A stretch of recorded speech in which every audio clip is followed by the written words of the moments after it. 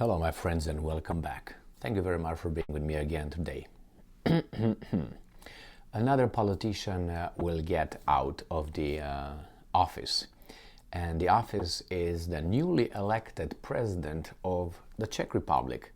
He is all over helping Ukraine 100%, but sometimes you make a mistake, and since dissent is unacceptable in religious organizations, then you have here a little statement coming from the newly elected Czech president. See what's going on with this guy.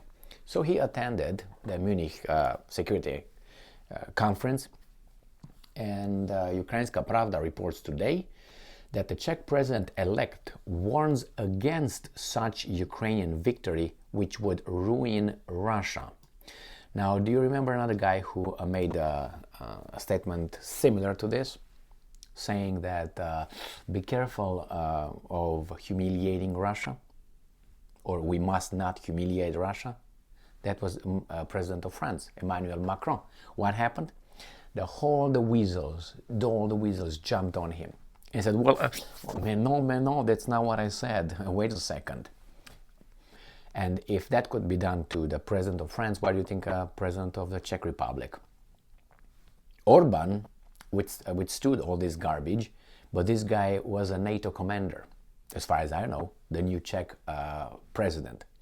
So just because he had a nuanced interpretation of the victory, unacceptable. It has to be all or nothing, good versus evil. Now, I will point out to you that this guy a few days ago, he made another statement regarding how much help Ukraine should get from the coalition, from the new state, and that is, let me get you back, or not back, get you there, is this. This is from February 2nd, 2023, and it's from Czech Pres, all right? Macrons says it. New Czech leader, the same guy right here, urges no limits on aid to Ukraine. Everybody was, yes, finally, yeah, you're doing a good job, great.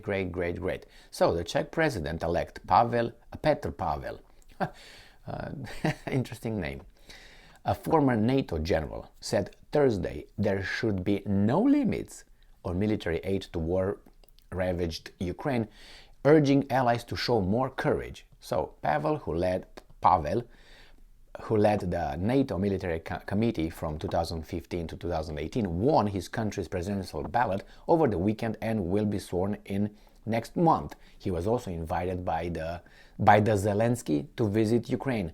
Don't go over there, because the second you step foot on Ukraine, he's going to ask you for something. That's what I noticed with each and every person who was invited. Come over, let me show you something. See the destruction? Give me money, give me aid, give me military, give me everything now. See? Destructions, Russians, you owe me.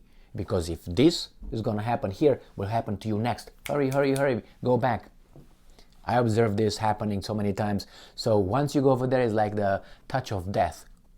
Right, let's go back to this guy here.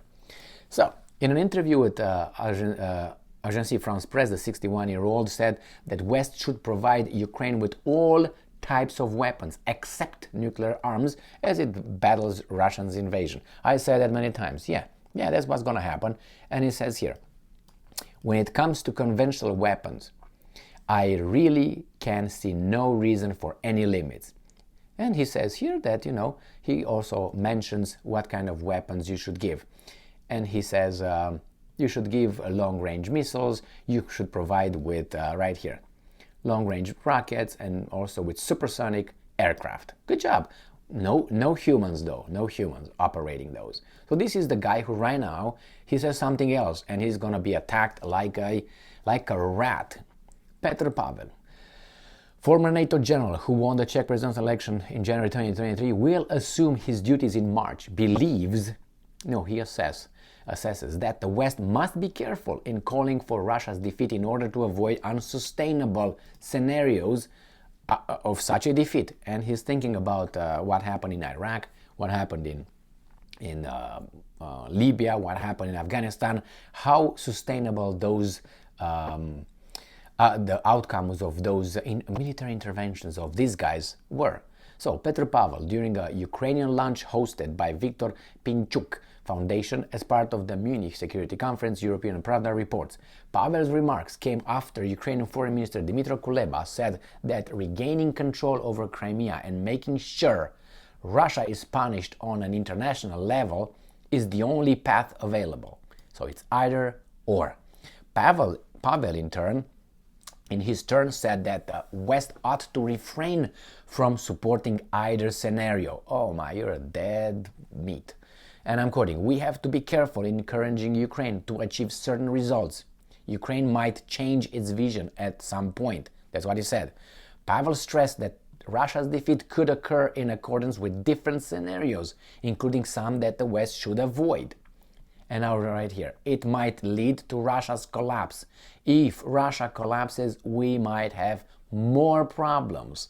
Right here, this is the have more problems. We will not have anyone to negotiate disarmament with, he stressed.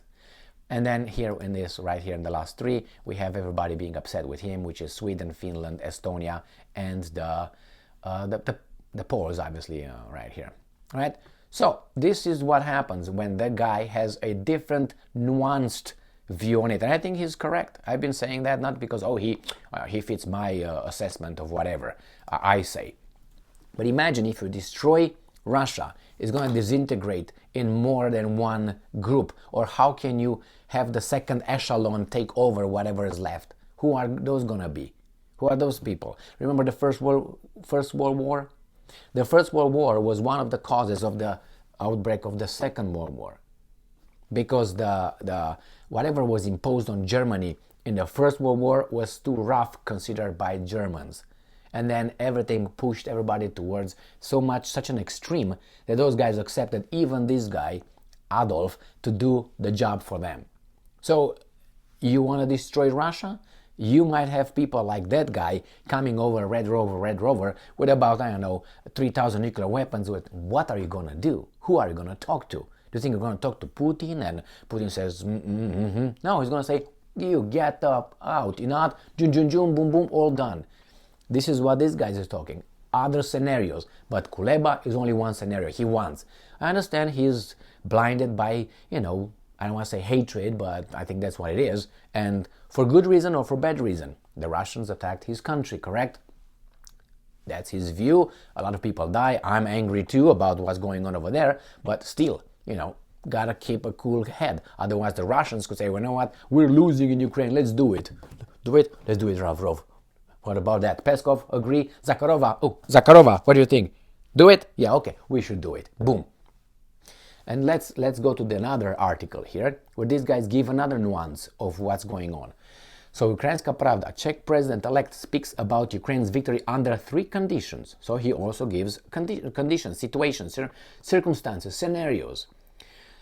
Let's see, according to questions about predictions of the war's results, he stated that the need to prepare for any outcome, but emphasize the high chance of Ukraine's victory. Ukraine is effectively defending its territories, and there is a good potential for success, but there are several conditions. The first condition is that all states will maintain the same level of arms supply. The second condition is sufficient financial support for Ukraine, which will make it possible to compensate for economic losses. And the third condition is that the European Union will be able to maintain the current level of sanctions in order to prevent the recovery of Russia's income. All this may lead to the fact that Russia will not be able to maintain the current level of hostilities. End quote. Logical? I would say fantastically. He said, maintain what we're doing, give them weapons, I don't take it they're Ukrainians, these are all in one group. So we should continue bringing weapons on the front, we should continue sanctioning the Russians and make sure that they, economically and politically and militarily, we are just keeping the pressure and see who's going to break first, our population or the Russian population, because the governments are not going to break. The governments in the West will depend on the vote, because they have a democracy, they will depend on the vote of the population. There's a lot of peace movements starting in the United States right now, in Germany, and I think it's the other one was, I think, in France. I have another articles ready to make a video on that. So people are starting to say, wait a minute, time out, what's going on? And that's exactly what the Russians are hoping for. They're hoping that the population in the West will say, wait a second, wait, why would my children have to pay eventually with taxes and work for those guys over there, for what these guys are telling us? No. But anyway, we'll see what happens if Romania, if Russia doesn't collapse, then these guys are going to probably have a lot of mass demonstrations, because when it really hurts you personally, then you start opening your mouth. If you still have beer in the refrigerator, stupid TV shows, and I don't know, a work job where you go and get your money and then you pay your taxes and you shut up, people are mostly happy with this lifestyle, at least here. So they will keep their mouth shut. But if they go in the refrigerator and there's no beer over there, or is less beer than the beer belly would require to sustain, then you're going to say, oh, where's my beer, Mary? And Mary, yeah, I think the shows are, we can't have the TV on anymore because the electricity is too high. Let's go and protest. Yeah, then they're going to protest. Until then, the frontal lobe is not going to be functioning. It's going to be like frozen, like the North Pole. Abstract or anything like that, gone. Thank you very much for being with me again today. I foresee this guy, the Czech guy, having mass demonstrations in his country and people blaming him for this and for that. He was just elected.